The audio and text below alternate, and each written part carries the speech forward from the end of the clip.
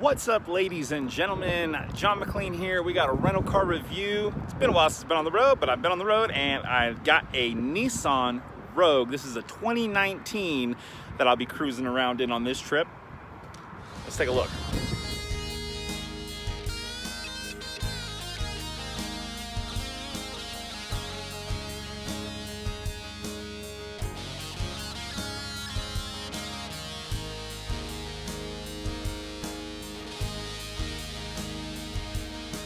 All right, we know what test it is. It's the tilt.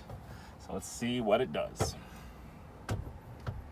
Okay, so it's pretty much a straight up and down and back and forth. Look at that. Okay, so pretty much industry standard from what I'm seeing in vehicles today. I don't know, like I said, I prefer like being able to tilt this wheel just a little bit more, like, you know, if I wanted to, but I do like the fact that at least you can pull it closer, further, you know, because we're all a little disproportional sometimes, right? Like, tall body but short arms like a T-Rex, and other times you got long arms but a short body, and you got to be able to, you know, so makes sense. Good range, I'll accept it. Now let's talk about something else which is very obvious. Wow, I mean, I'm 6 foot, so I got plenty of space, and my chair is in the lowest position, so I could raise it up if I wanted to, you know, see more of the car hood, but I don't, because to me a car hood is a great place for the sun to reflect off of, and I don't want the sun reflecting into my face. So that's why I cruise as low as I can without rolling like a cholo. But plenty of space up here in the front. But now that I've got the seat set up for me in the driver position, what does the back seat feel like? Let's find out. All right, so just getting in. Wow. Okay. That was pretty painless. My knees are close to the chair, but they're actually not touching. I didn't have to like contort myself to get into the seat. My head does get a little close to the oh shit handle, which is not soft, by the way. So, but I mean, I guess that's kind of nice if you want to sleep. Well, no, not really, because you end up falling asleep with your neck cranked. But still, I mean, right above me, plenty of headspace. Pretty comfortable. And then this, oh, I'm guessing I got to pull this tab or something. Let's find out. Hey, what do you know? So that folds down, and we've got cup holders. Cup holders in the back seat are a underrated necessity. Now, I'll say this, man, these cup holders, like, you can't fit like Yeti tumblers and stuff in those. So it's kind of like, man, if you're gonna do it, at least do it right. Give the user the ability to put more than one size drink. I mean, yeah, that might fit your Monster Energy drink, but what if I'm feeling like, you know, a biggie from Chick-fil-A, God's Chicken or something?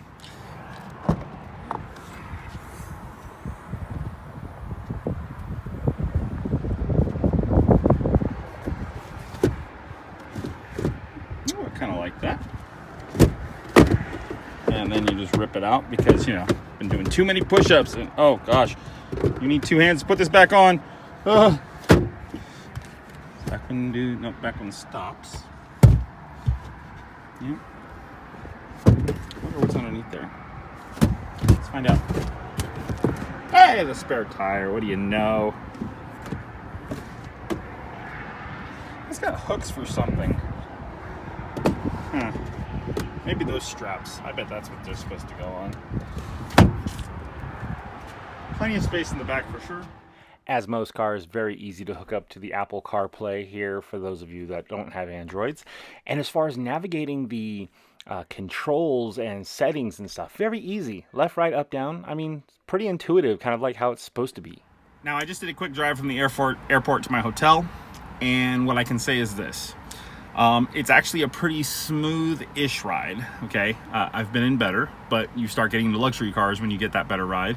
And I've been in much worse, like that Chevy Spark that I did a review of like a year ago or something like that. Actually, pretty good visibility all around out of this vehicle as well. Like, you know, you've got the blind spot indicators, which I'll talk a little bit more about that in a second. But if you need to visually check your blind spot because you're paranoid or whatever, it's pretty easy to do. Okay, you got a pretty good field of view from all around you, so I was a fan of that. Now, the indicators, the blind spot indicators, I love that the car has them. I think that's like a industry standard that needs to be on every vehicle. And I actually really like that it's on the inside of the door where the mirror is, because it's so much easier to catch it in my peripheral vision. However, in this particular model, I wish they would have done just a little bit brighter as far as the light goes. Pretty sunny day here, good old Louisville, Kentucky. And not that I couldn't see it, but I think if maybe someone with, vision that's not quite as good, maybe they got to wear super thick glasses or anything like that, I could see how it could be missed out of the peripheral vision. So I just wish it was just a little bit brighter. I think a little bit brighter would help catch my attention a little better. But I do love the fact that it's on the inside of the door, and the reason for that is because, like I said, it's also so much easier to see it in the peripheral that I have it, versus it actually being on the mirror where like you go to look and then you see the blind spot indicator is on, telling you not to change lanes. This one just kind of seems a little bit more compact and just right there for you to see. So you don't have to crank your neck or move your head around or your eyes as much or as far away from the road in order to get that indicator light. I'm a fan of that. So gaining entry to the driver's side here, you can see the controls are pretty much where they normally should be, right? Windows controls, seat tilts and elevations, brightness settings, traction control, like all the stuff is exactly where it normally is in all these other cars, and it's well labeled with bright white labels. So it was really easy getting in this car and just going, even including the fact that you've got some extra ports in the center console, which is always a plus. All right, one more test I'm going to do, and the reason I'm doing this test is because, actually, I lied. I was on another trip in Indianapolis a couple weeks ago, but I had the whole family with me and stuff, and I didn't think they'd appreciate me taking time for them just sitting outside the car waiting for me to do these reviews. So, and figuring out how to get the car seats to fold down was a challenge. So I haven't even looked at this setup yet. I'm just going to take a quick glance and see if I can figure it out without needing the help of an instruction manual. So let's see. I can already see what looks like easy peasy. So there's a latch right here on the corner. You pull it, seat folds down. So to close it up, looks like you just got to pull that tab again and it folds back into place. That was easy, and I like it. Now this particular video is just to show that me being 6 feet tall, this is the size of the car roughly. Now I know it's 2019, so I'm not going to be too hard on it, but this is the key. And it's not that I've got an issue with the key, it's just that it's broken. And I can see where like the little Allen key set screw thingy on the inside is like out of position and keeping it from pinching close. But my question is, how much would that cost to replace? Because if it's going to be doing that pretty often, this car only has 55,000 miles on it. I'm going to have to do some research on that. Now, for anyone that's watching Netflix, you know what's going on right here. This is me grabbing the wheel like an F1 driver. And I've actually found that it's pretty comfortable. Not to mention, it makes it for a lot quicker and easier access for these controls. So cruising around just like a normal human being, that's not difficult either. Okay, so what can I say about the Nissan Rogue? This car actually was not terrible to drive. It was not uncomfortable. There was plenty of room, plenty of storage space for when you have to pick up the in-laws from the airport or, help friends move. But you don't want to have a full pickup because that's when you have to move like the really, really big stuff. All in all, actually, I was very happy with this Nissan Rogue. If I had to drive one around all day, every day, I'd be perfectly fine with that because while the car wasn't perfect, and in reality, what car is there really going to be that's perfect?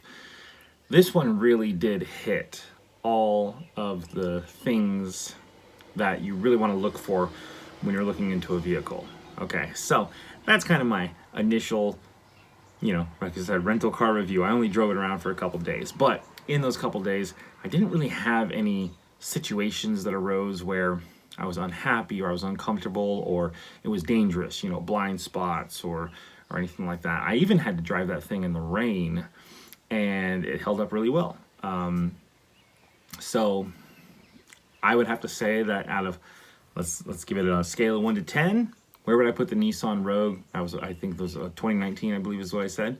I'm gonna give that one somewhere around 7.5 to 8 stars, or wheels, or whatever indicator I'm using for these videos. I haven't figured out yet, but yeah, 7.5 to 8. I was pretty happy with it. I think it's a good size. It's not so big that like going into parking garages and stuff would be a hassle, but it's big enough, like I said, that me being a 6 foot tall person,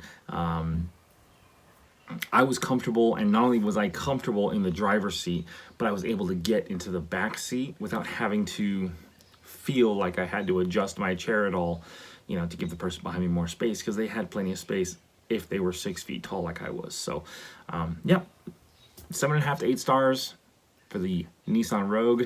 That is it for this episode of Rental Car Review. Hope you guys found it fun, enjoyable, entertaining, all that kind of fun stuff. And keep an eye out for some new ones coming out, because I've got some trips coming up, so stay tuned for that. Make sure you like, subscribe, hit that notification bell, and as always, I'll see you on the next episode of Rental Car Reviews.